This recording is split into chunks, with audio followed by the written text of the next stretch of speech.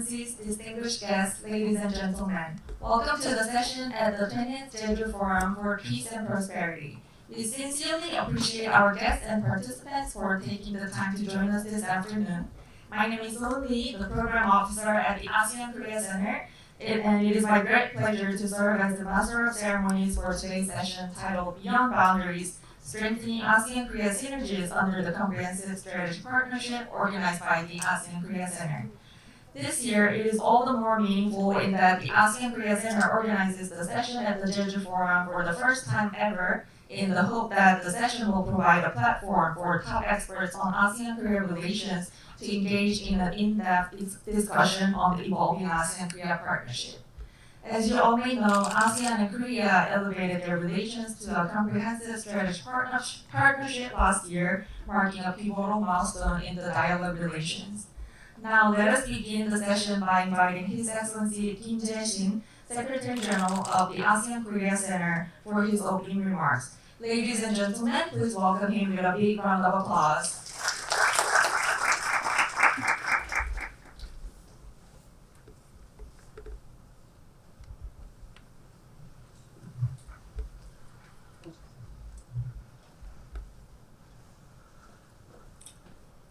His Excellency Lee Jang-keun, Ambassador of the Republic of Korea to ASEAN, Her Excellency Maria Teresa Ison de Vega, Ambassador of the Republic of the Philippines to Korea, His Excellency Songkhan Luangmunin턴, Ambassador of the Lao PL to Korea, His Excellency Dato Mohamed Zamruni bin Kari, Ambassador of Malaysia to Korea, His Excellency Tani Sanghat, Ambassador of the Kingdom of Thailand to Korea, ASEAN ambassadors, distinguished guests, ladies and gentlemen, good afternoon. It is my great pleasure to welcome you all to this special session, and I'm especially delighted to meet you here in Jeju, the most beautiful place in Korea. As you may know, this year's Jeju Forum is particularly meaningful, as this is the first time for the ASEAN Korea Center to organize our own session at the Jeju Forum. The Jeju Forum serves as a distinguished platform that convenes global thought leaders, policymakers, and scholars from around the world. I am truly honored to take part in this important gathering, the 20th Jeju Forum for Peace and Prosperity. Under the theme, Beyond Boundaries, Strengthening ASEAN-Korea Synergies under the Comprehensive Strategic Partnership, today's session comes at a critical juncture in our shared journey toward a more inclusive and strategic path forward. We are honored by the presence of all ASEAN ambassadors to Korea and Korean ambassadors to ASEAN. Their insights, grounded in diplomatic experience and deep regional understanding, adds significance to today's session. Distinguished guests, this year marks the full-fledged implementation of the ASEAN-Korea Comprehensive Strategic Partnership, CSP, which was formally launched in 2024. The elevation to a CSP underscores the enduring and mutually trusted partnership cultivated over the past 3 decades, encompassing a wide range of areas, including the economy, trade and investment, social-cultural cooperation, and people-to-people exchanges. With the participation of our esteemed speakers, true experts in ASEAN-Korea relations, this session could not be more timely as we seek to explore practical, comprehensive, and forward-looking ways to deepen our cooperation in this new chapter of our partnership. Furthermore, in a year of holy crisis, the world around us is undergoing rapid and unprecedented change. We are witnessing profound geopolitical shifts, transformative technological advancements, and an increasingly complex and uncertain global landscape. In such a dynamic and turbulent environment, strengthening ASEAN-Korea cooperation is more vital than ever. Amid this rapidly evolving landscape, political developments are also unfolding within Korea. A presidential election is scheduled for next week, and the new administration is expected to take office. It is certain that regardless of the outcome, Korea's unwavering commitment to ASEAN will remain steadfast. The incoming government is expected to further advance policies that effectively implement the comprehensive strategic partnership and deepen cooperation with the ASEAN across all sectors. Distinguished guests, the ASEAN Korea Center has long championed people-to-people exchanges, economic cooperation, and mutual cultural understanding between ASEAN and Korea. I am confident that this form of practical cooperation will continue to yield tangible benefits for our people and enhance both the substance and the resilience of ASEAN-Korea relations. In this regard, Jeju holds particular significance for the ASEAN-Korea Center and our efforts to strengthen regional cooperation. As a symbolic gateway for peace and sustainability, Jeju has become a second home for the center, a place where a number of meaningful initiatives have been implemented to further enhance ASEAN-Korea relations.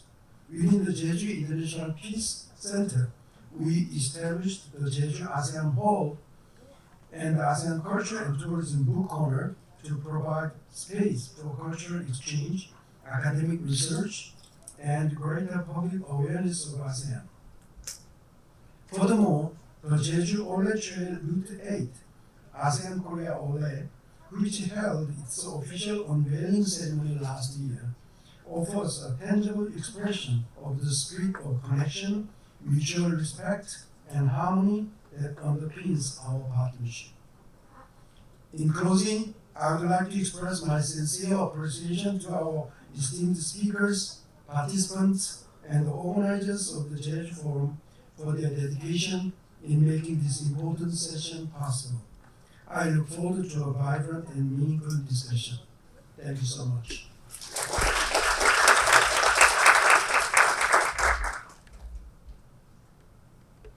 Thank you, Secretary General, for your warm opening remarks and for extending your best wishes for today's session.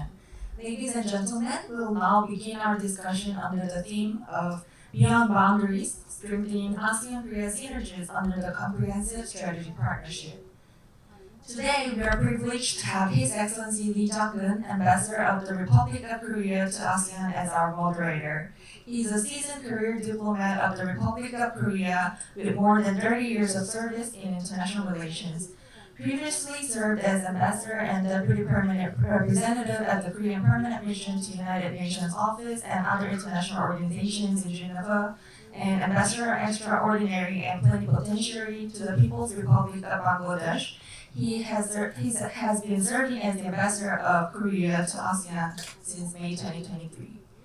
Our panelists include 4 ASEAN ambassadors to Korea, Her Excellency Maria Teresa Dijon de Vega, Ambassador of the Philippines to Korea. She is a 30-year veteran in the Philippine Foreign Service, having served as Ambassador to the Federal Republic of Germany and Consul General in New York. She's been the Ambassador to Korea since March 2023.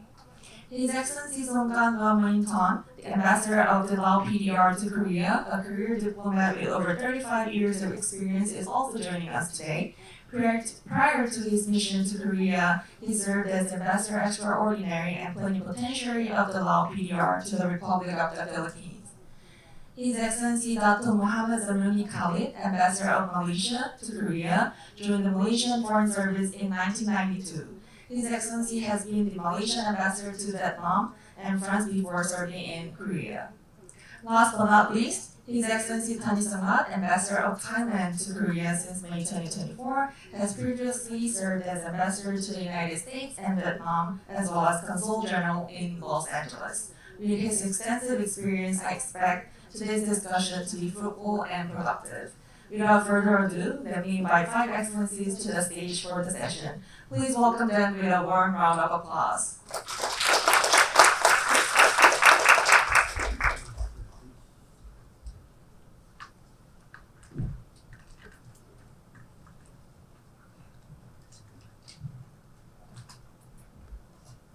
Thank you, Excellencies. And lastly, I'd like to hand over the floor to you. The floor is now yours. Thank you very much. Good afternoon, everybody. My name is Jang-Geun Lee. I just arrived from Jakarta this afternoon, and during the course, my voice get dry, and my condition looks not that excellent this evening. But it is my really big privilege and also pleasure to play as a moderator on this very important session about my work, about ASEAN and Korea relations. And we have very interesting panelists, co-panelists. Actually, it looks like ambassadors panel rather than ASEAN panel or ASEAN discussions. So for this, I'm very thankful also for the ASEAN Korea Center and Secretary General Kim Jae-shin for hosting and organizing this very meaningful session. Not only meaningful because it is about my and our work, but also meaningful because of the timing and the context of the discussion that we will have today with the theme of beyond boundaries and strengthening ASEAN-Korea synergies under the comprehensive strategic partnership. I'm especially honored because I was the one who was heavily, closely involved in during the course of this establishment of CSP last year, and we worked very hard with our ASEAN colleagues for this leaders' declaration for this establishment of the CSP. So we have this important occasion and theme on the South Korea and ASEAN relations, and also now, as you know, just a few days ago, ASEAN and ASEAN Summit adopted a new ASEAN Vision 2045, together with 4 strategic plans. I could not read the whole text yet, but this the ASEAN Vision document for 2045 is 158 pages with 33 strategic goals and more than 500 strategic measures. Very detailed, very ambitious plan we have. And after the establishment of CSP, we also have this new context of Korea-ASEAN relations for the future of these two, Korea and ASEAN, for the next 20 or more years. And in addition to that, as Secretary General Kim Jae-shin already mentioned, we are in the middle of a continuously evolving complex geopolitical situation.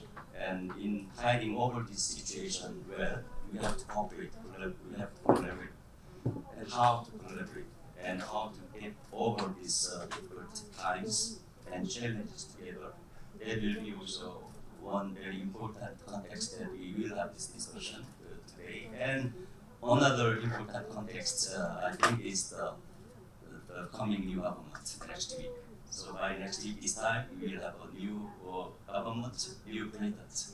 And obviously, this new government will look forward new strategies and also policy priorities. And ASEAN will be obviously a very important part of the coming government's foreign policy as well.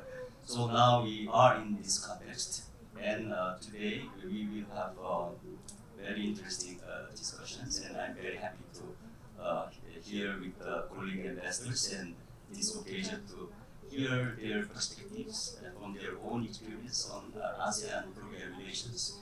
And I will have 3 rounds of questions to the ambassadors.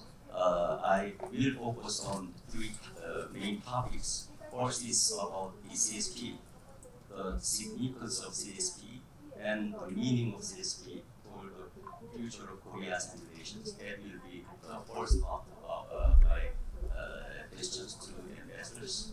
And second subject will be the synergy between ASEAN bilateral and ASEAN multilateral. I'm on the side of ASEAN multilateral, but these ambassadors are on the side of ASEAN bilateral. So what what I believe important is the synergies between this bilateral diplomacy and also this more ASEAN multilateral diplomacy. The synergy, I think it is important. So it will be interesting to hear from the investors on this subject. And the third and last subject I will focus this discussion will be the public perception, especially ASEAN public perceptions on Korea-ASEAN relations. That will be three subject that I will focus this discussion. And I would like to ask our panel investors to limit the interventions and comments and presentation, if possible, within 3 minutes. Then we can have a more effective and full informative dialogue in the remaining about 1 hour. So I will start with the first subject, the meaning of the CSP. So CSP was established last year. Then I'd like to ask each ambassador here, what do you think of the significance of this CSP that formed another landmark between ASEAN and Korea, and what is the importance of this CSP for the future Korea-ASEAN relations? And in that regard, what are your country's priorities in developing Korea-ASEAN relations toward the next decades? What will be your country's priorities? Like we have Philippine ambassador who will chair next year ASEAN, and we have our ambassador who chaired ASEAN last year. We have Malaysian ambassador who is chairing this year's ASEAN, and also we have Thai ambassador who is a country coordinator for Korea in Korea-ASEAN relations. So very, very interesting combination. So with that, I would like to ask first Ambassador Maria Teresa about your perspectives and your experiences. Anything you can say about this subject? Thank you very much, Ambassador Lee. First of all, a pleasant afternoon to everyone, and sincerest congratulations to Secretary General Kim and the entire AKC team for being a session organizer during actually another milestone year for the Jeju Forum, which is marking its 20th anniversary, and also for the opportunity to be part of this panel as I close out 4 years of service as a Philippine ambassador to Korea, to add my 2 cents worth. First, on the questions of the significance of the CSP, I look at it around four broad aspects. The CSP is, of course, another milestone adopted during a milestone year for ASEAN-Korea relations, the 35th anniversary of the dialogue partnership last year. And I'd like to divide it into 4 broad aspects. The first is elevated engagement.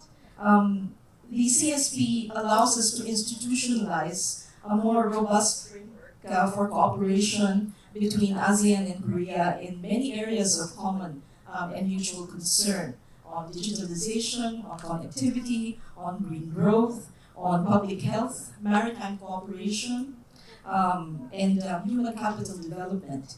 The other aspect is working towards a shared regional vision.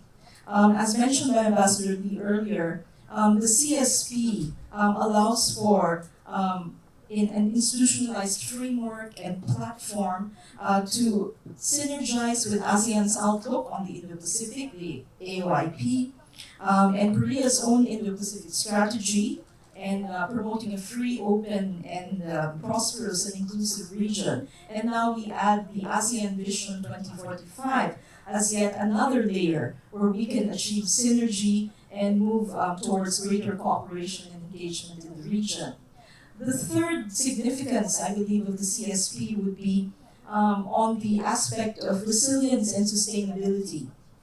The CSP supports all our efforts, our collective efforts in the region, both on the multilateral sphere and also the bilateral sphere, in terms of joint responses to regional and global challenges, including climate change, economic disruptions, keeping the global value chain intact and working, food security, public health and pandemics, and of course in addressing the geopolitical dynamics, which at this point in time is something which is in flux, and that's actually even an understatement. And the fourth, I think, the value of the CSP is in terms of future orientation, setting the stage for future orientation, in that it ensures a more long-term and strategic alignment and vision for the dialogue partnership, which enables both ASEAN and Korea to co-develop innovative and inclusive solutions to the many challenges we face. And just this morning at the Jeju Forum's Leaders Forum, former Philippine President Gloria Macapagal Arroyo talked about this very important aspect of innovation, that countries should come together to innovate for the disadvantaged, to innovate in terms of managing dangers and disasters, and innovate in terms of finding new pathways for discourse among nations. As she said it, let's talk before we shoot. So all these things, I think, are embodied in some measure in different ways in the Comprehensive Strategic Partnership. That being said, of course, the proof of the pudding is always in the eating. So along with the CSP, the POA, the Program of Action, also has to reflect the actual impact of the CSP.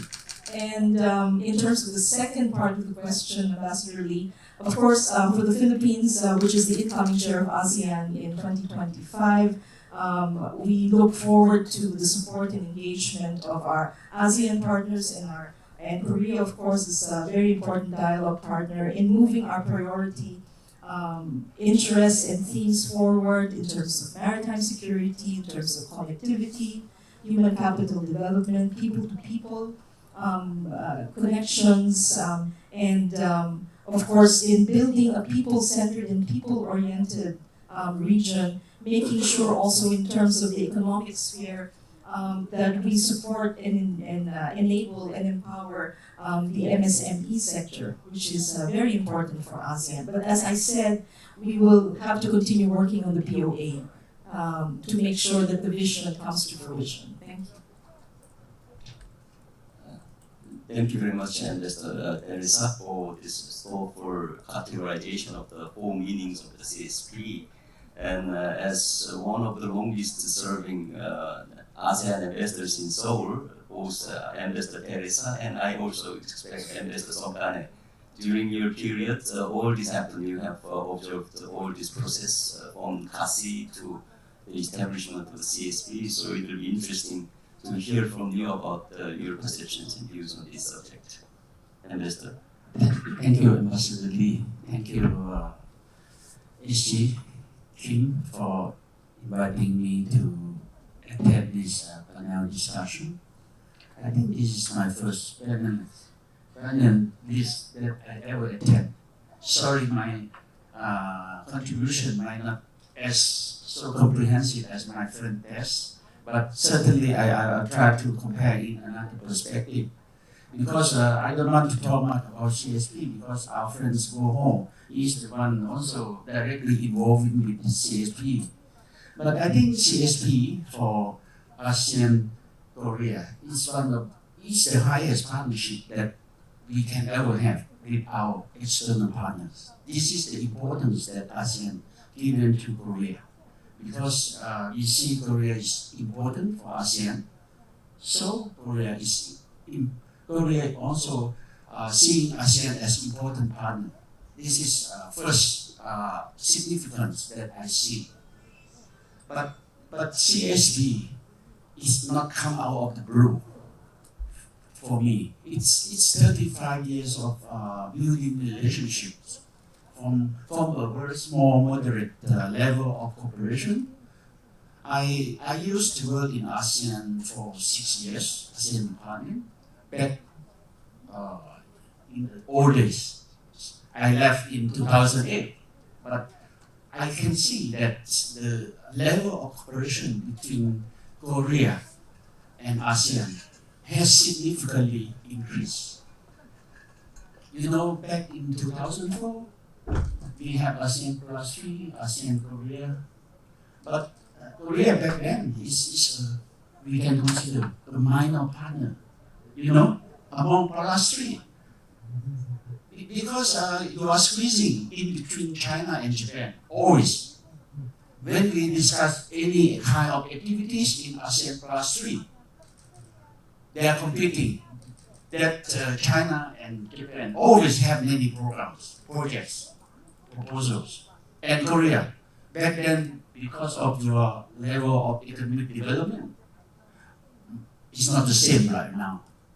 That's why I see that CSP comes from 30 years of joining together between ASEAN and Korea. Another important point that I want to point out, CSP, this is only the big framework for us to work together, but the most important is going to be approved this year by Malaysia and ASEAN, the plan of action. This is more important because it's going to be detailed. Any kind of, I think it's covering all areas of cooperation. I didn't see it. You have seen it, Ambassador. You know better than me, but I think it's going to cover all areas of our cooperation in the future, as well as also it's in line with our vision 2045. I'm sure because ASEAN want to do it. Not only with Korea, we want to do it with all our partners so that our vision 2045 in the next 20 years is going to be in line with our cooperation with our partners and external partners. I think another important point that I would like to emphasize is that plan of action cannot be implemented without funding. But I saw that, since GACIS and the new Southern Policy GACIS, every year, funding for APCF, ASEAN Korea Cooperation Fund, every year increased. And I read recently, 27 is going to be double. That's what important for not only for Laos, but for ASEAN as a whole. Seeing this, we not only have a plan of action for our joint cooperation, but we have a funding to support the implementation. And certainly there will be a mechanism to follow up, to monitor the implementation on which areas to cover. But certainly, Ambassador, you may know that the political security cooperation sometimes it might be slowed down a bit because of the ASEAN ways of doing things. We do it at a comfortable level to everyone.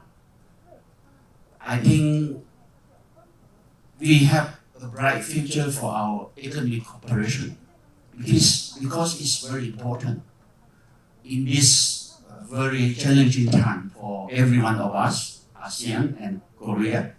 Economic cooperation within the framework of POA to implement CSP is going to be an important part of us. Certainly, the cultural cooperation and cross-cutting issue is very important for everything. This is my contribution that I see the importance of CSP for us in the future. Thank you, Ambassador. Thank you very much, Ambassador Songkane, and both Ambassador Songkane and also Ambassador Teresa talked about the POA, which is an important follow-up of this CSP, and now this negotiation is undergoing very intensively. We have finished this third round of negotiation at the working level in Jakarta.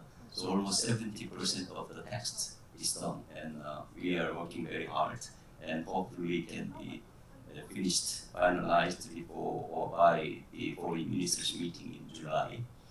So now I'd like to turn to Ambassador Jamnuni for his insights as a experienced diplomat and also as a person who have involved in Korea-ASEAN relations back in the Malaysian Foreign Ministry. So, what is your views on these questions, Ambassador Jamnuni? Thank you, Ambassador Lee, and I also would like to thank the organizers of the forum, especially the AKC for inviting me to this session. Well, back to the question, it's just as Ambassador Maria has mentioned, the elevation of ASEAN-Korea relations to CSP marks a historic milestone in a relationship that has grown steadily since the dialogue relations were first established in 1989. The CSP represents more than just a diplomatic level. It is essentially a political commitment to elevate cooperation across a broader, deeper, and more strategic spectrum. It is a reflection of a mutual trust, actually, and shared interest in peace, security, sustainable development, and regional integration, among others.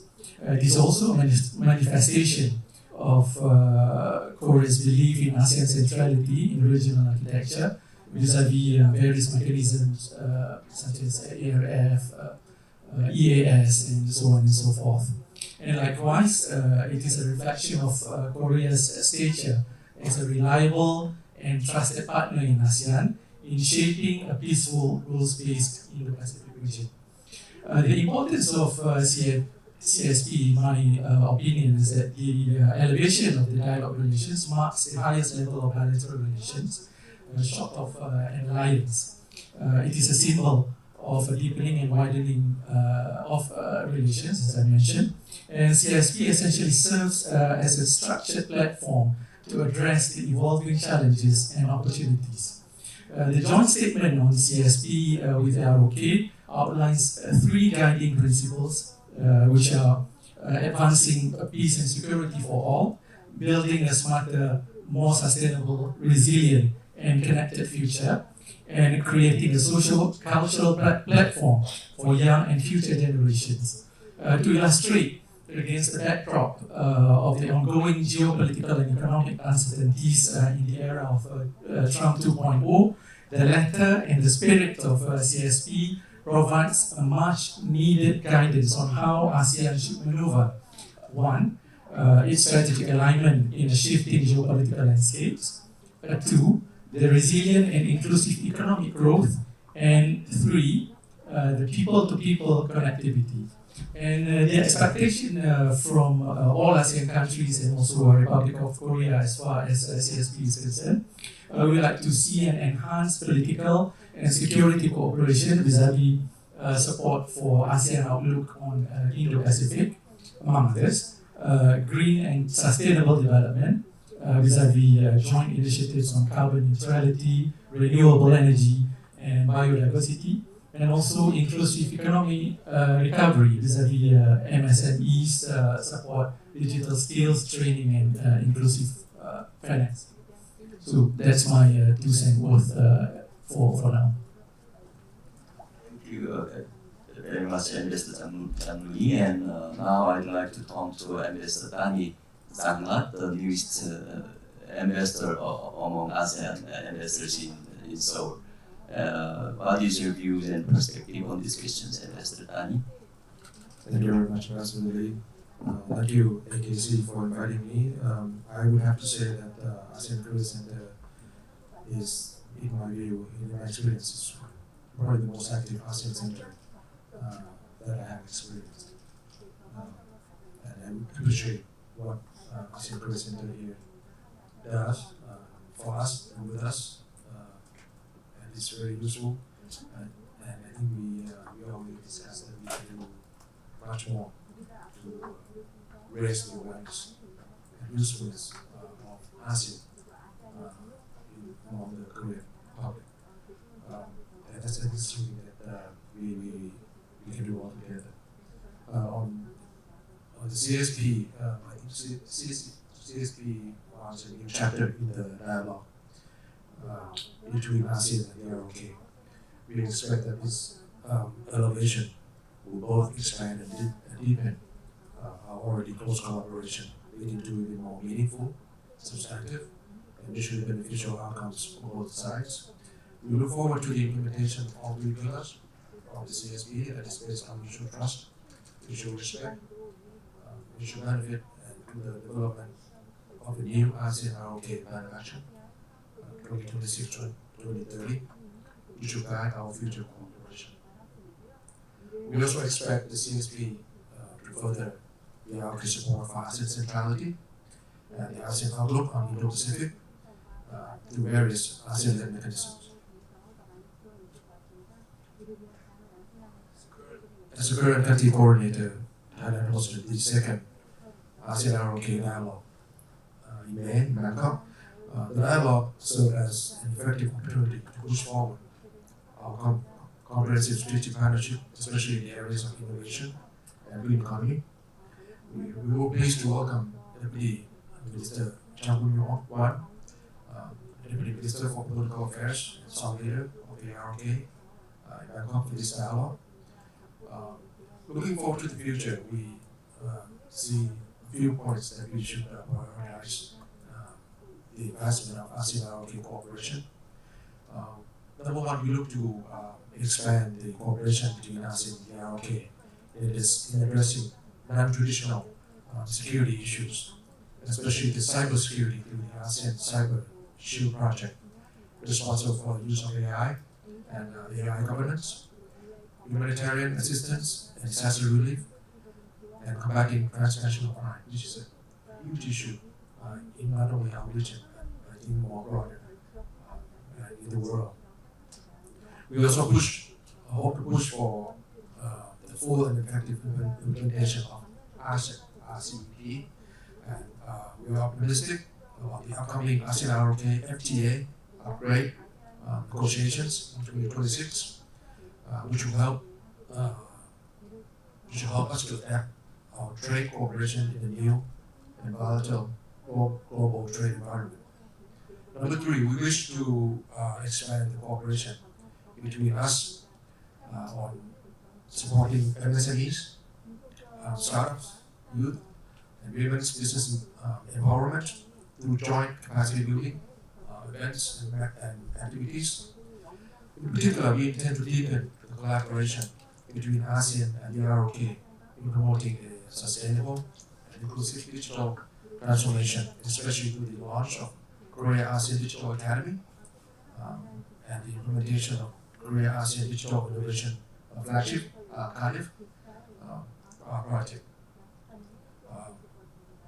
Also, we look forward to developing smart cities through cooperation on the ASEAN Smart Cities Network and advancing sustainable urban development, including on future mobility, which is a big trend now, and also promoting future industries. We would like to see the prioritization of our cooperation in protecting the environment as well through CSP by adapting to and mitigating climate change, including the jointly tackling of transboundary air pollution and of the digital health transformation as well, especially through the utilization of ACFI for regional health resilience.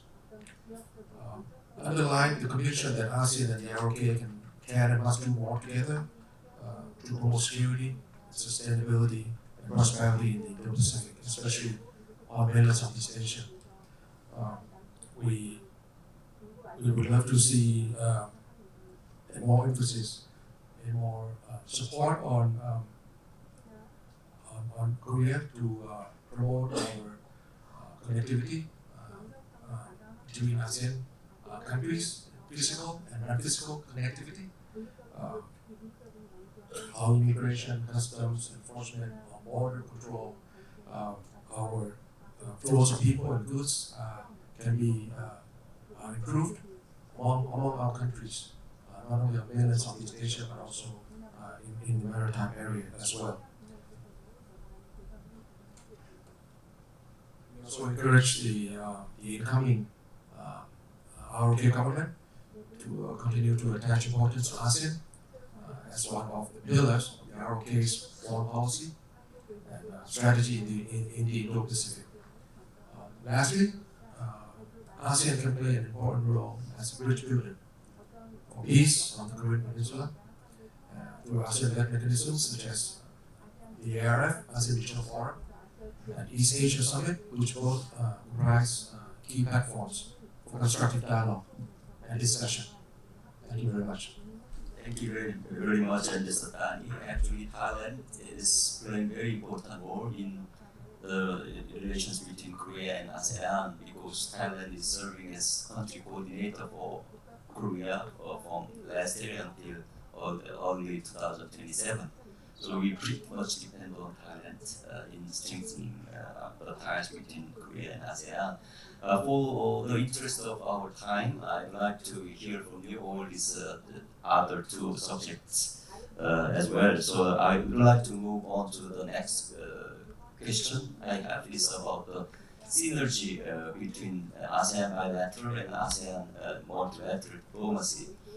And all ambassadors emphasized about the importance of implementation. CSP is established. We have POA, but it should be implemented. How it will be implemented will be in two dimensions, in bilateral way and in multilateral way as well. So there are two dimensions in ASEAN-Korea relations in implementing CSP.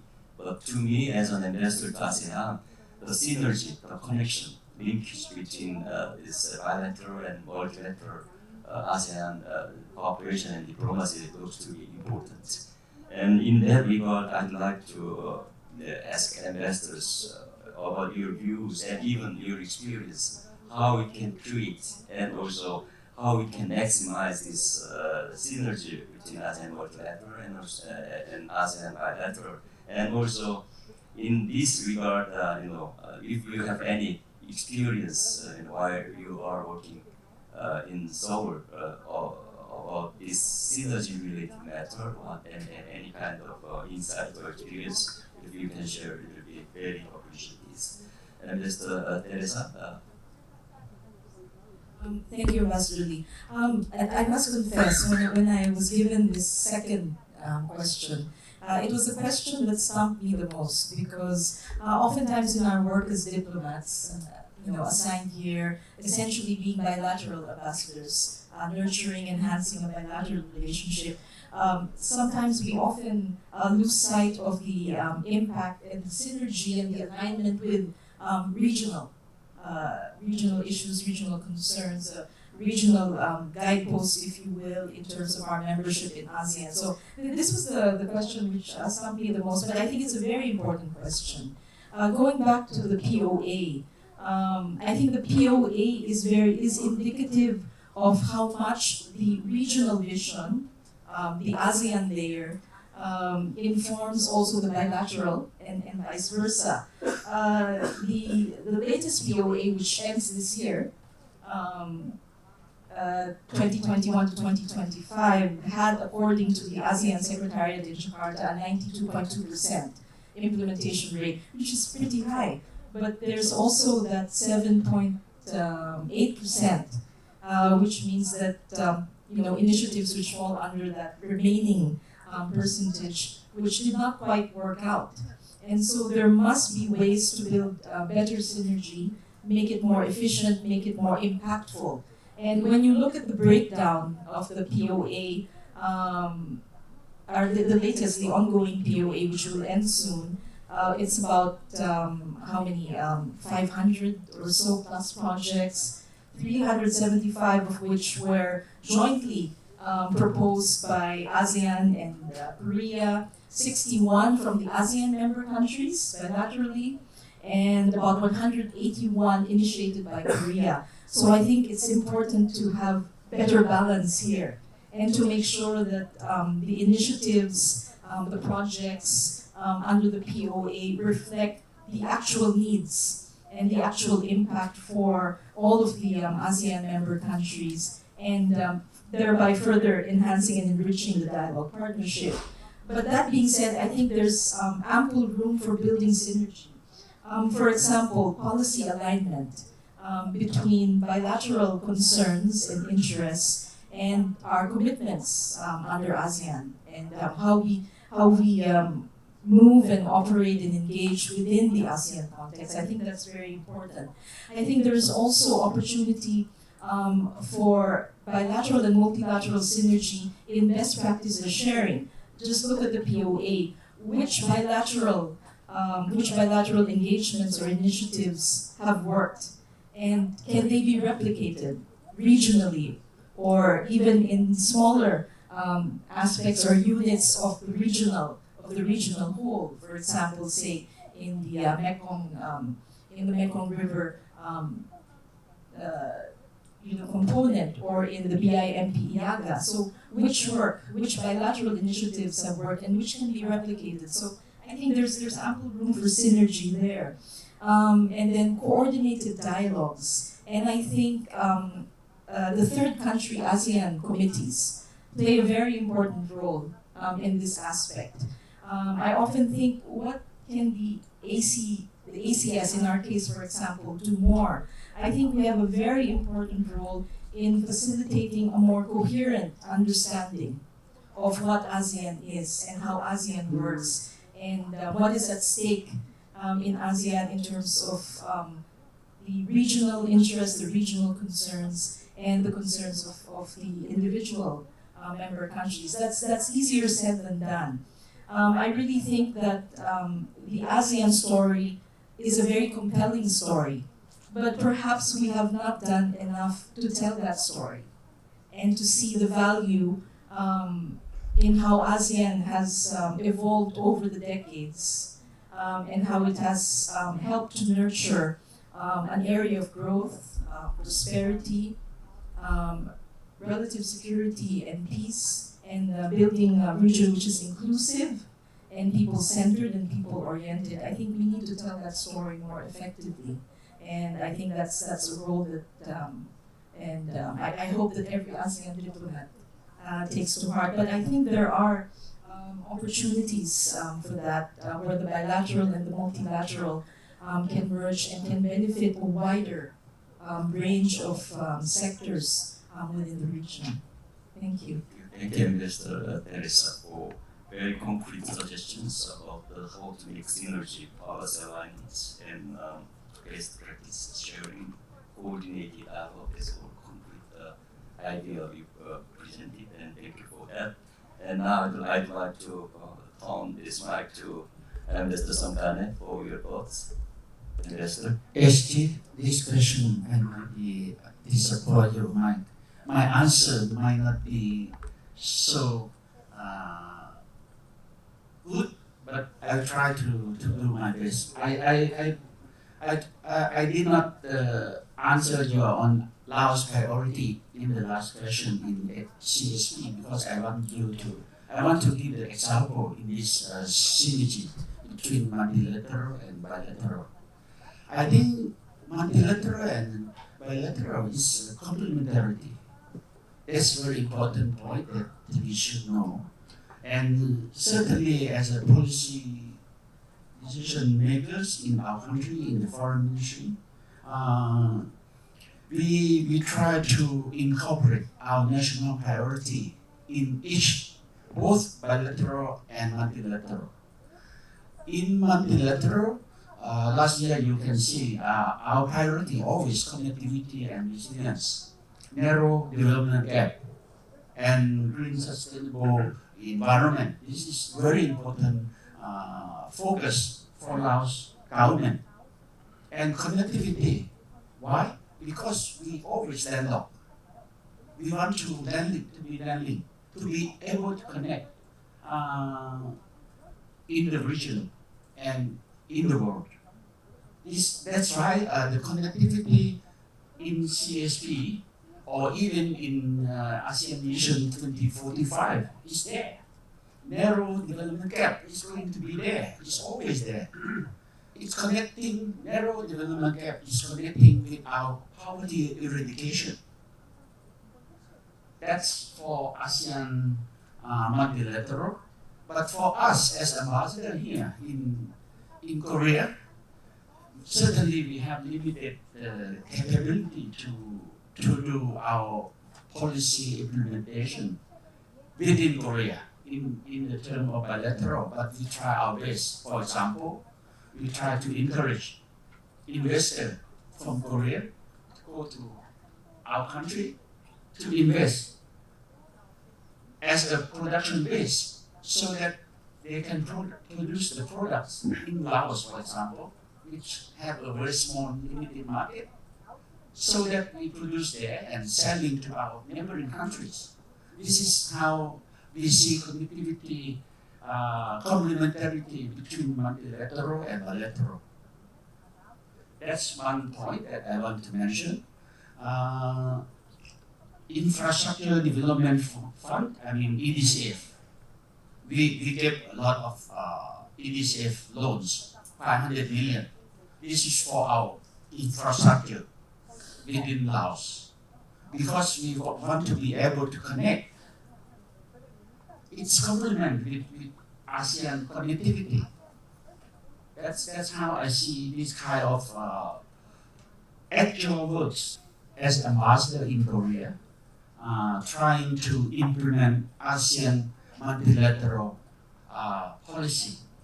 But certainly you are in multilateral, you are not able to see directly the outcome of how it affects the bilateral cooperation. But this is how it's worked. I just want to have one wish. I know Korea also have your interest in CSP, in POA. You want to put your emphasis there. But certainly our ASEAN friends, all 10 countries, they are trying to have a lot of inputs to be able to implement POA in responding to the bilateral interests. I think I want to mention here that I'm glad that Korea doesn't combine everything together in lump sum for funding. For example, our Japanese colleague, they always combine everything and consider that this is ASEAN fund, even though it's fall under bilateral. But you are separating. You know exactly this is fall under bilateral, this is fall under ASEAN. But Japan, they combine everything together. That's how. But I don't encourage you to do the same like Japan. Huh? That's the complementarity, the synergies that I see. I can share with you. Thank you. Thank you very much, Mr. Songkane. You actually encouraged me to do the similar like Japan or Korea. Good. So now I'd like to ask Mr. Jang-Nuni for your perspective on this. Thank you. Well, as mentioned by Ambassador Songkane, actually the synergy between ASEAN bilateral and ASEAN multilateral cooperation is not mutually exclusive. They are and should be mutually reinforcing. How to maximize the synergy? Basically, many of the ASEAN most impactful initiatives have their roots in bilateral cooperation. For example, Malaysia and South Korea's cooperation on green technology and smart cities can serve as a model for regional programs under ASEAN Smart Cities Network or ASEAN Korea Carbon Neutrality Center.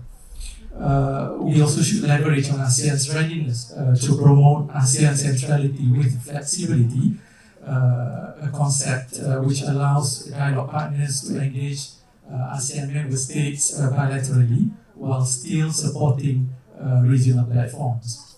Just to illustrate, South Korea has bilateral arrangements with Malaysia and Vietnam on hydrogen energy, which can be harmonized under existing regional frameworks such as the ASEAN Plan of Action for Energy Cooperation, DAY2. Ambassador Maria Teresa just alluded to the works of ASEAN Committee in Seoul. I just want to elaborate a little bit on that. actually ASEAN committee so is an informal, is informal in nature, notwithstanding the informal characteristic. ACS could play some vital bridging roles in amplifying the presence of ASEAN in the host country, which include the coordination and the engagement with local stakeholders, government bodies, industries, think tanks, and academia, and etc. And it also amplify ASEAN identity and awareness through exhibitions and social programs by actively engaging in youth and cultural diplomacy. ACS could serve as a clearinghouse for success stories from ASEAN South Korea bilateral engagements and explore pathways to scale this into regional models. Well, every 6 months, the chairmanship of ACS rotates. The chair has the responsibility to come up with activities that would involve all member states to make ASEAN more well known in the host country. When Malaysia took over the role of ACS chair at the beginning of the year, we came up with at least 3 activities that encompasses political, economic, and social cultural pillars of ASEAN. While I have to admit these are not as many as what have been done under the previous chair, which is the Philippines, due to her robustness, industriousness in getting all the activities in action. We think that these activities suffice for now due to the the hectic schedule of most of the ASEAN ambassadors. So the programs that we have come up with just illustrates the point. Actually, one is the sharing session with the Sejong Institute on the topic Navigating the Future, Strengthening ASEAN-Korea Cooperation in Changing Global Landscape. The second one is the ASEAN Symposium 2025. This is actually a bottom-up program that assembles all student associations of ASEAN countries and Timor-Leste, and also Korean students to discuss the future of ASEAN through their lenses. And lastly, the visit to Hyundai Nanyang R&D Center, just to satisfy the economic pillar. All these activities are on top of those carried out by the AKC. I have to mention here that we are very lucky to have AKC that come up with a lot of good programs because from my own experience working in other countries that didn't have ASEAN center in those countries. So the ASEAN committee in the third countries, in those countries, they have to find out on their own ways and their own means of how to sustain the activities and also how to develop the programs. So that's all I can say. Thank you. Thank you very much, Mr. Jamini, for explaining the details about what you call ACS, ASEAN Committee in Seoul. Actually, I don't think many Koreans know about this. ASEAN Committee in third countries ASEAN mechanism clearly stipulated in the ASEAN Charter. So according to ASEAN Charter, ASEAN countries, ASEAN ambassadors in third countries form this committee and have ASEAN activities together. And it was very helpful to hear the Seoul ASEAN Committee's activities in a detailed way. Now I'd like to turn to Mr. Tani for your thought on this subject. Thank you very much, Ambassador Lee. I'd just like to add on to my colleagues about bilateral and regional multilateral diplomacy between ASEAN and our bilateral relationship with Korea. Yes, our bilateral relationship between Thailand and Korea have been forged over a long period of time, since Korean War, and that, along with relations between Korea and other member states of ASEAN, have formed a very solid foundation for ASEAN-Korea relationship. We cannot deny that. And yes, I agree with Dr. Saruni that ASEAN ASC in Seoul also promotes and synergizes the relationship between ASEAN and Korea as well. But you asked us to share about our past experience. Recently, before I arrived in Seoul, it was the ASCW in Washington who had to push our host country to form ASEAN-US Center. And we were successful in doing that. It was a joint effort, and we had to exert quite a bit of effort in the big capital, global capital, as you know. And now I think it's ongoing, but I mentioned again and again, there's a minor part of AKC here again, so I'm quite proud of what we're doing here. I have to admit that I have very little experience in ASEAN affairs, except for when I was director. It was responsible for bilateral relationship with our neighboring countries for several years. And later on, as Deputy Director General, responsible for bilateral relationship for all of ASEAN countries. We came up, we see our work in our East Asian Affairs Department as,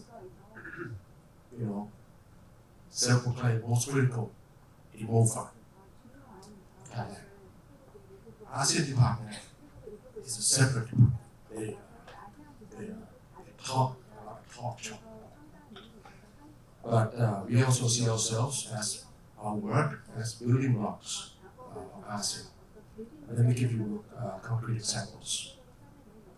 In East Asian Affairs Department, when I was director, we came up with a number of initiatives. We pushed, other than supporting our political bilateral relationship between our leadership, our foreign ministry, other ministries, we also have projects that we push as hard as we can, as hard as we could, to promote connectivity, physical connectivity. We built 6 bridges in Laos, and I'm very proud that I had a part in at least 2 bridges that were built, of 3. With Cambodia, we built another bridge, and a lot of work goes into planning a bridge, area around it, our cooperation in planning our common control area, our efforts to harmonize our immigration, how we harmonize our customs. We still have a lot of work to do among ASEAN countries, especially on the mainland. We have a lot of work to do in all around Thailand and our neighboring countries. We came up with the Mekong Friendship Project. It is a project that brought our youths together from all our mainland Southeast Asia countries and give them a task of finding an issue or a problem, and solve it together. They travel together, they spend time learning about the strengths, the advantages, disadvantages of their own country, of their neighbors. For example, children, young students from Cambodia would travel all these children would travel to Angkor Wat to learn what you're proud of, and also learn about your issues, your problems. In Thailand as well, in Laos, in Myanmar. So we learn together. It's like a youth camp that we implemented this project for a number of years, and we formed long-lasting relationship for ASEAN nationals. So we like to see that this as a building block of ASEAN people-to-people relationship. We also have labor capacity building for Thailand and our neighboring countries to build build up the capacity of workers in Thailand and in our neighboring countries to meet the requirements of investors, of entrepreneurs in our neighboring countries and in Thailand as well. So these are the building blocks of ASEAN that we see. That's all my experience. Thank you very much. Thank you very much, Mr. Dani. Now I see that we have about 25 minutes left, and I hope to have at least 10 minutes of question and answer session. Anyway, finally, I think this is also a very important subject that I would like to hear from you about this aspect of public perception within ASEAN countries on Korea and Korea-ASEAN relations. The reason why I came up with this question is from this Singapore-based ASEAN think tank, ISAS Yusuf Isak Institute. Every year it publishes the status of Southeast Asia survey, which is about the Southeast Asian public's perception on their relations with external partners, major external partners, including China, Japan, Korea, Australia, US, and Korea as well. So, but if I read this latest report and also last year's report, Korea's score ranked there is surprisingly low. So it's average less than 3%, and in many cases it's less than 1%. So I hear very often the excellent relationship between Korea and ASEAN, but when it comes to this report, the surprising low, somewhat disappointing. So I thought that wow, we are doing the right way. Why not? What should we do?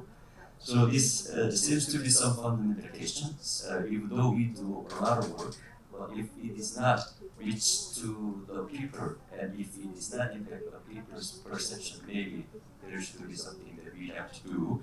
So I'd like to ask this last question about your perspective on why, the reasons why Korea scores so low, and also in that regard, what should be done both from Korea and from ASEAN countries. And as this is our last questions, and you can say anything you want other than this kind of fun work. So now the same order I'd like to ask Mr. Teresa. Okay, thank you, Ambassador Lee. I myself was surprised at the low numbers for Korea, very, very truthfully.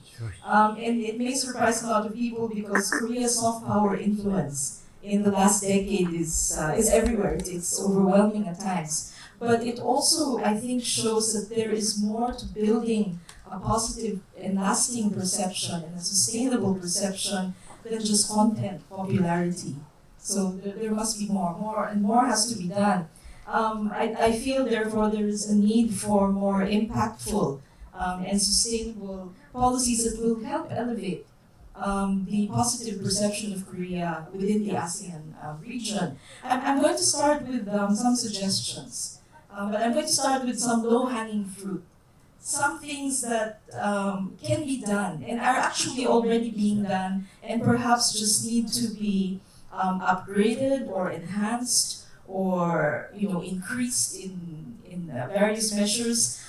The first is cross-cultural familiarization. For ASEAN to appreciate Korea more and for Korea to appreciate ASEAN more, cross-cultural education and language. Training programs, for example, for ASEAN residents, for nationals of ASEAN countries in Korea is very important. All of us, most of us in ASEAN have quite significant numbers of our overseas nationals living, residing, working, studying in this country, and they do wield very important influence and reach. They're all over social media, at least in our case. They're on TikTok, they're on all these social media platforms, they're on SNS, and this is grassroots perception, which is very important. So cross-cultural familiarization and more programs along this area could help.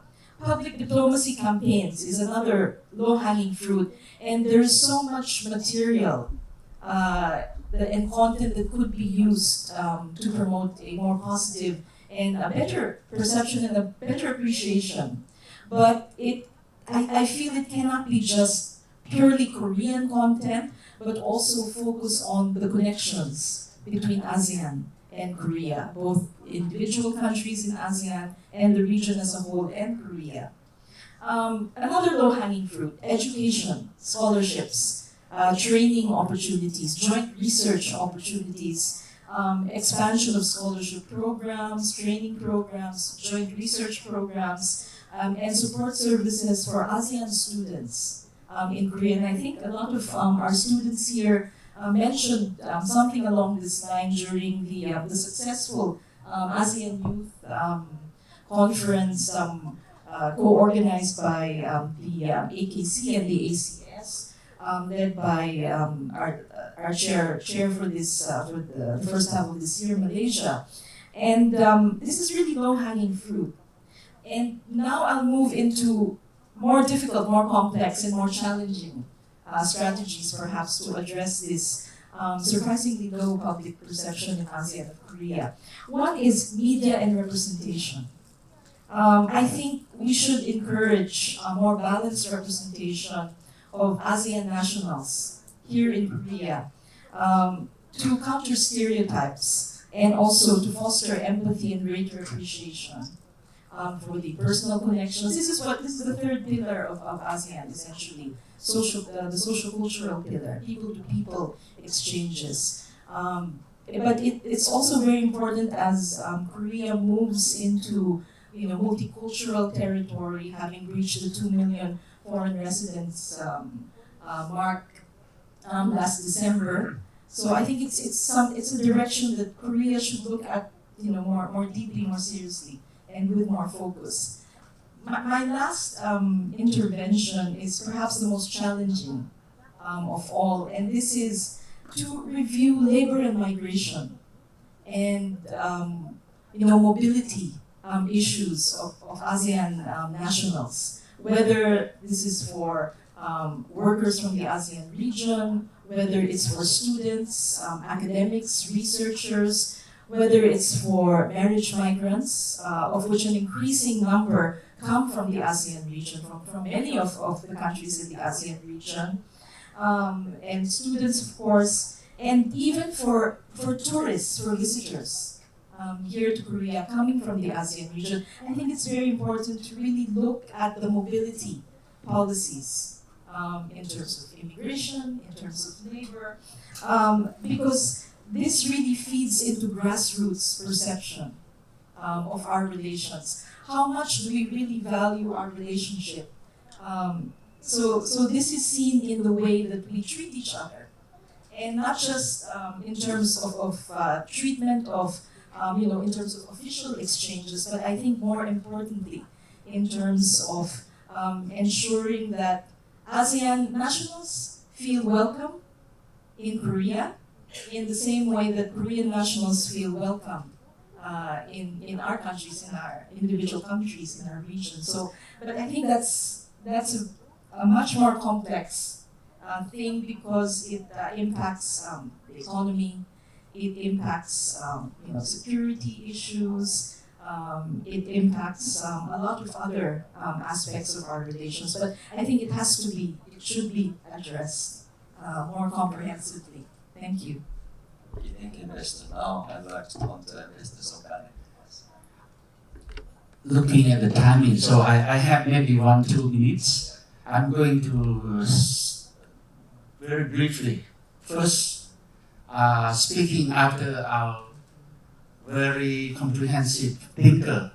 I agree with many of the points that she mentioned there, but just referring to the Singapore think tanks, I think I every year also have some responding to that questionnaire, but the way they took up the questions to make it difficult to have a prominence of Korea there. Just let's say like that. I disagree with it. I maybe that 3%, but I think the way they put the questionnaire is making it difficult for us to choose. So many answers you have to do. You like it or not, but you still need to put something there. That's first thing. I think you can go to all any ASEAN countries. Our people know Korean. This is for sure. Even though in the countryside,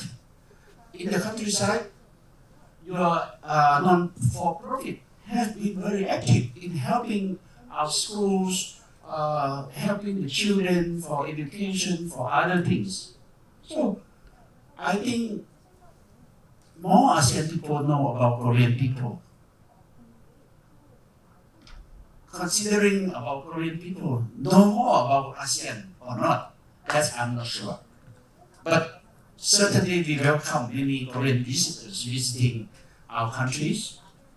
But you see, I left Laos about 7 years ago. Now we have Korean towns, small Korean towns in Vientiane. That's and public accept it well. So meaning that the perception about Korean image in our ASEAN countries, there is nothing wrong. And there is no political issue between ASEAN and Korea. That's always there. So I think the perception of ASEAN people to Korean is good. But on Korean side, you do a lot on the young people level. But have you done at the very young level? You know, primary school. In ASEAN, we have public awareness in the school to make our students, our young students, know about ASEAN more. I think this can be another additional from our ambassadors suggesting that maybe Korea need to educate very young people to know more about ASEAN instead of that's my very deep question. Thank you, Mr. Sokane. And now I will talk to Mr. Jamuni. Yes, I agree with Mr. Sokane that in ASEAN countries we do have a high perception of Korea and Koreans in general. As far as the survey that you mentioned by ICS and Yusof Institute, well, basically it reveals that ROK fares relatively low in several categories such as championing global free trade, economic power influence, leadership to maintain rules-based order, etc. But South Korea fares well under favorite holiday destination and order of strategic relevance to ASEAN among the 11 dialogue partners. So that's quite something to me. As the reasons that you were asking, I would say the first reason would be ROK is often perceived as a reactive player in ASEAN diplomacy and always overshadowed by China, the US, and Japan. While ROK may have its own Indo-Pacific strategy and Korea ASEAN Solidarity Initiative, KASI, the implementation and synergy with ASEAN frameworks remain unclear to many policymakers. Case in point would be KASI, which was seen as a regression from the previous policy, namely new Southern Policy (NSP), which has more pronounced emphasis on ASEAN. And reason two, I would say ROK is always regarded as an important trading partner for ASEAN, but not a leading economic architect in the region. Lacking in terms of distinctive economic cooperation narrative in comparison to China's Belt and Road Initiative or Japan's infrastructure diplomacy. Essentially, it is a question of visibility and influence. While we are talking about the perception of ROK in ASEAN countries, I also, as mentioned by Mr. Sokane, would like to gauge the perception of Koreans on ASEAN countries. Basically, in reverse, I can say that it is about the same of the Korean population perception of ASEAN. ASEAN is not very well known by Koreans as a group. And one of the reasons I would say is the lack of this political discourse by Korean politicians, as opposed to what they are talking about other countries like China, North Korea, Japan, Russia, or the US. We can see that in the run-up of the presidential election, which is going to be on the 3rd of June. Actually, I haven't seen any of the candidates have talked about ASEAN actually. Although I was made to understand that in the PPP manifesto, they mentioned something about ASEAN, but to a lesser extent as opposed to other countries. Well, I suppose this is understandable because these countries are always basically the immediate neighbors and also wield significant influence on South Korea. But with the current political and economic situation landscape, ASEAN can be used as a moderating influence in our local foreign policy, and this should be made known or educated more to the public by politicians or administrators. I would like to quote actually one anecdotal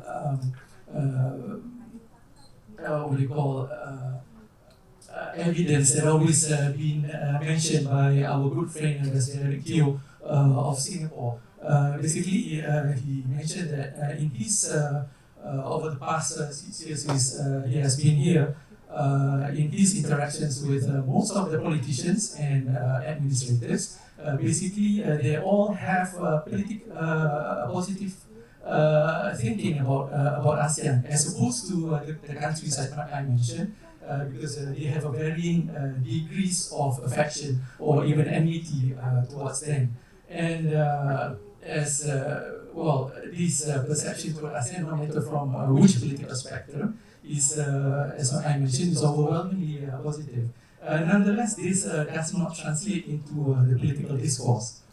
Some might argue that the lack of the political discourse on ASEAN is basically because we are there already, so no need to mention. But this actually doesn't educate the public, and it doesn't make our work much easier. So that's all I have to say. Thank you. Thank you, Ambassador. Now, last but not least, Ambassador Tani, your final view and your words. Thank you for having me last. I don't have the words of my fellow ambassadors. Let me run it real quick. We are quite surprised by the report. We think that the people ties between ASEAN, including Thailand, and they are okay. The people ties are really the bedrock of our nation. Korean culture, as you know, is very popular in our region, in Thailand. Almost 2 million Koreans visited Thailand last year. Even more visited Vietnam, and even more, many more visited many other ASEAN countries. So, we don't have a problem in that regard. 50,000 Thai students study the Korean language in the highest in the world. So, please do not, beat yourself up because of this report. But there are suggestions that we can have. For example, we hit the nail right on the head. Elevate economic cooperation, especially through trade and investment between our countries and our region. Number two is to promote education and exchange between our countries, our people. Especially there's urgent need to increase the number of Thai students, ASEAN students in the UK.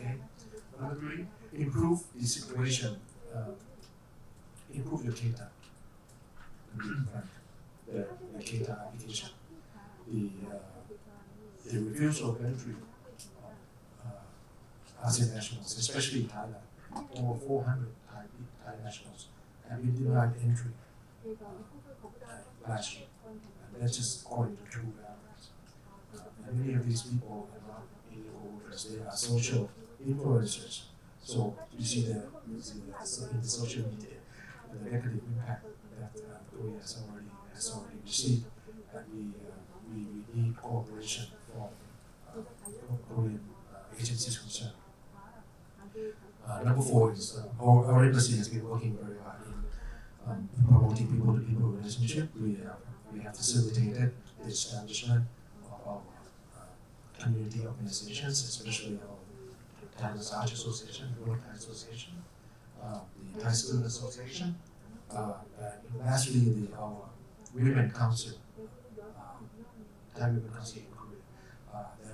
There are sources of with Korean families all over the country, and they are the perfect diplomatic agents of our goodwill between our two countries.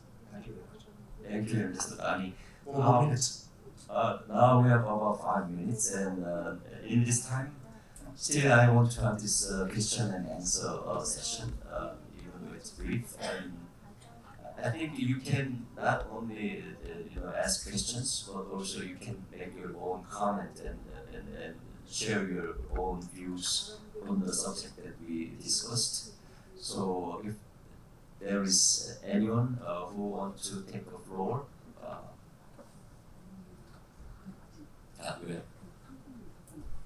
please identify yourself and ask questions.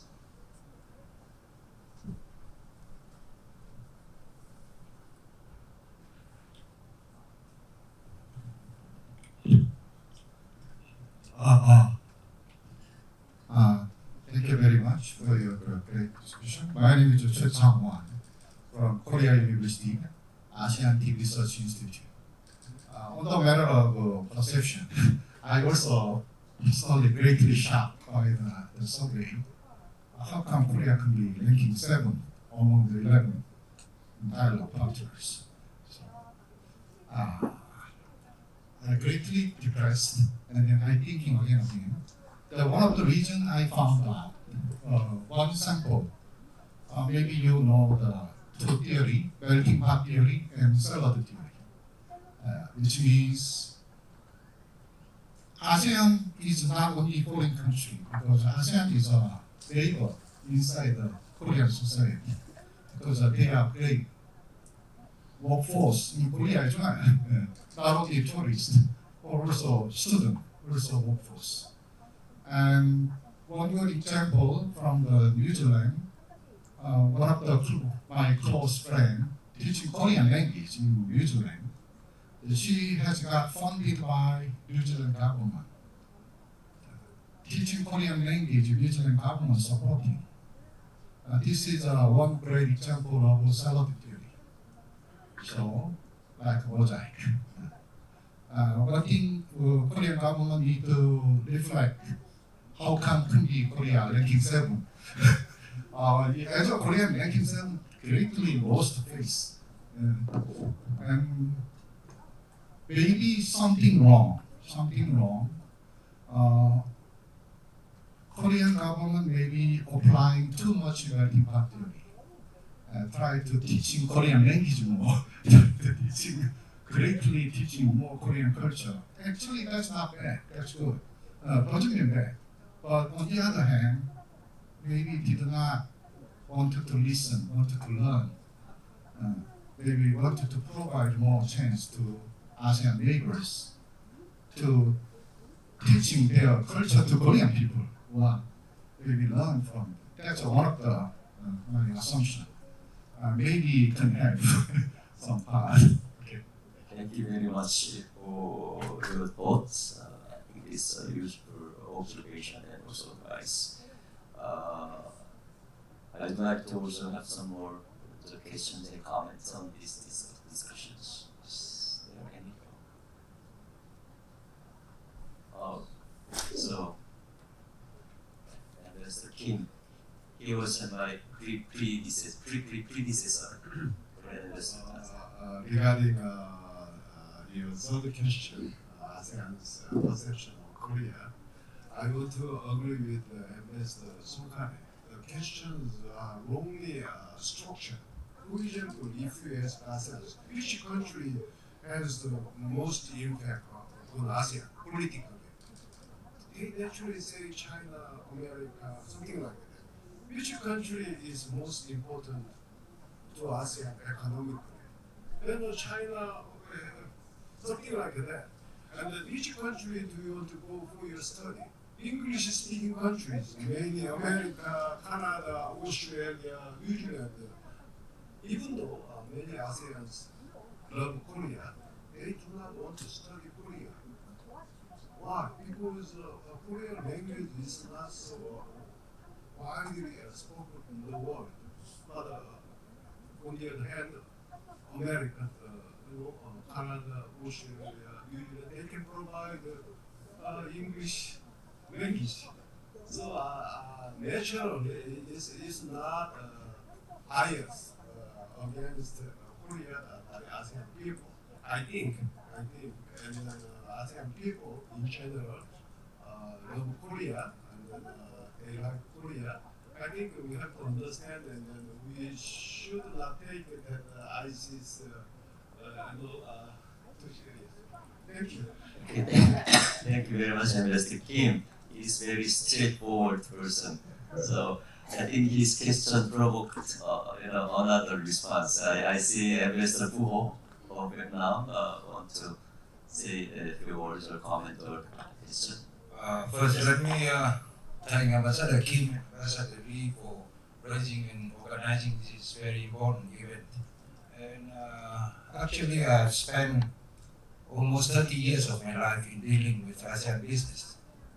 And 20 years of that, 30 years, dealing with dialogue partners, Korea included. So I would think that I have all the authority to say that Korea is the last headache for us. That's the least headache from all the dialogue partners that we have. If you look at the European Union, if you look at China, you look at Japan, all that. And in Korea we have less to fight, less to train, if I can put it that way. Now that's number one. Number two, we established a CSP last year, which is a good thing. But is that a real thing now? That's the question. But I put the question, for example, let me take this one to address your question about bilateral and multilateral. What happened in Korea in December? The martial law, who did you conduct first? US, China, Japan, European Union, ASEAN, never. That's the question about the confidence, about the mutual respect, about the mutual understanding. Where ASEAN is lining up in the priority of Korea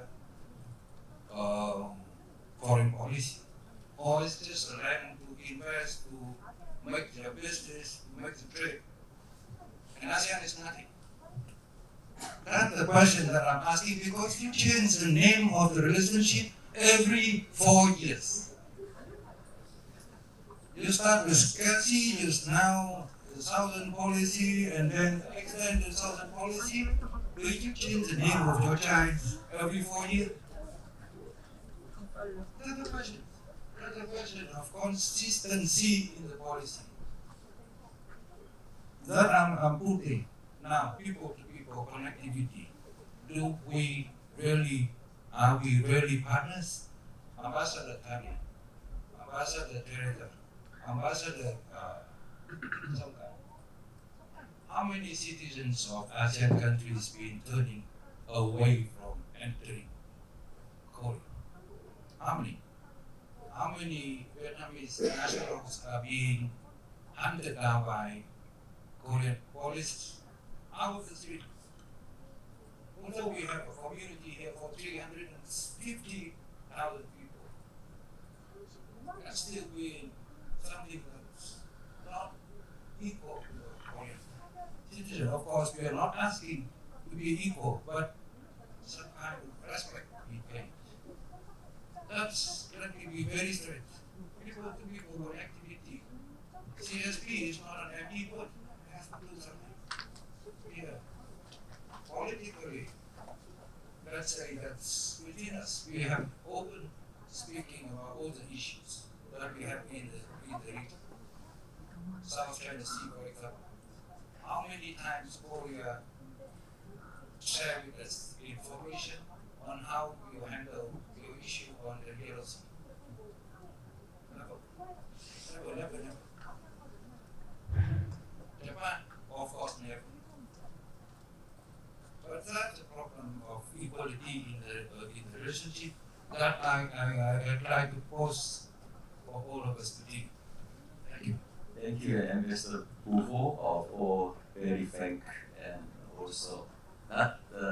I think I take it constructive comments. And now it is time to wrap up of our discussion today. And I think we addressed all these three aspects of Korea's relations in a good way, substantial way. We made a landmark in Korea-ASEAN relations last year by establishing CSP, really a landmark. And we discussed how we implement this political willingness into realization. And we discussed, and one of the discussion for that, the answer for that was the synergy between ASEAN bilateral and also ASEAN multilateral, and the role of ACS, ASEAN Committee in Seoul. And I listened carefully, Mr. Buho, about the frustration or difficulties and challenges from ASEAN side. And I think there can be a role of ACS in resolving these difficulties and addressing these challenges at hand. So I think it was relevant, and also the like it or not, it's a fact. The report of ISES is a fact. So I think we have to take some learning or lesson from them and what we have to do. So all these combined with the critical subject we discussed on CSP. So I really appreciate our excellent esteemed panelists and also our participants. We have ASEAN ambassadors here. All ambassadors are here. That shows your affection and your enthusiasm and commitment. So now, before I conclude this session, I'd like to turn to our Secretary General, Ambassador Kim Jae-shin, for his final words. And listening to him, I'd like to conclude the session. Thank you so much, panelists and ambassadors. Thank you so much for being with us. Thank you very much, Ambassador Lee, and distinguished speakers and all the participants for your active participation in these sessions. We designed, the purpose of the designing of this session is how to improve our relationship between Korea and ASEAN countries. And I am very, very satisfied the outcome of today's forum. And I made up my mind to continue this kind of our forum, including the next year's Channel 4. But only the last part of the discussion is different directions, but I very much appreciate your frank comments on the Korean government's policy on the ASEAN and ASEAN member countries. That's of course, I used to work at the foreign ministry. I summarize your very important comments, and I convey these things to my colleagues who are still working in the foreign ministry. As you know, the foreign ministry is here. I think I have a chance to talk to him over the dinner tonight. But including the foreign minister, I'm calling your suggestions. Your suggestions to my colleagues, and we continue to try to improve our bilateral and multilateral relationship between ASEAN member countries and ASEAN. Thank you so much for your active participation. Thank you, Excellency. This concludes the 86th session titled Beyond Boundaries, Strengthening ASEAN-Korea Synergies under the Comprehensive Strategic Partnership. Once again, we extend our sincere gratitude to all participants for joining us here in Jeju. It has been a meaningful opportunity to hear from the ambassadors who have the first-hand experience as diplomats and shape the relationship between ASEAN and Korea. As we part ways, I wish you a safe and pleasant journey home. Once again, thank you very much.